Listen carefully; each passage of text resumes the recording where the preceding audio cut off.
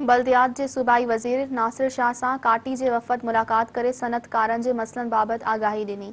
वफ़द में काटी जे सदर सलीमुज़्ज़मान, काइट जे चेयरमैन ज़ुबैर छाया, वाइस चेयरमैन निघत ऐवान, काटी जे अॻूणे सदर उमर रेहान ऐं मसूद नकी शामिल आहिनि।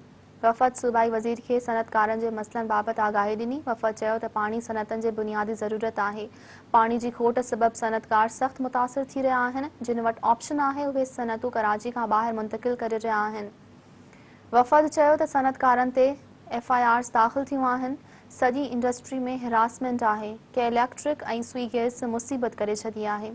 सूबाई वज़ीर नासिर शाह वफ़द खे मसइला हल करण जी ख़ातिरी कराईंदे चयो त चेयरमैन बिलावल भुट्टो ज़रदारी जो विज़न आहे त सूबे में सनअतनि खे वधाए वञे। तमाम जा मसइला हल करण जो हुकुम ॾेई छॾियो आहे। हुन चयो त चेयरमैन हिदायत कई आहे त कराची में नओं इंडस्ट्रियल ज़ोन क़ाइमु कयो वञे। कराची मां सनअतूं मुंतक़िल थियण न ॾिनियूं वेंदियूं। हुन चयो त पाणी, टैक्सिस, KDA ऐं SBCA जा मसइला हल कया वेंदा। असांजी कोशिश आहे त आम शहरनि खे पाणी फ़राहम कयूं। सूबाई वज़ीर सनअतकारनि खे आज कई त तव्हां सभु सवाइल वाटर जे लाइसेंस लाइ दरख़्वास्त ॾियो। 3 ॾींहं में लाइसेंस जारी कया वेंदा। सनअतकारनि सूबाई वज़ीर खे मलीर नदी में अर्बन फॉरेस्ट लॻाइण जी आछ कई।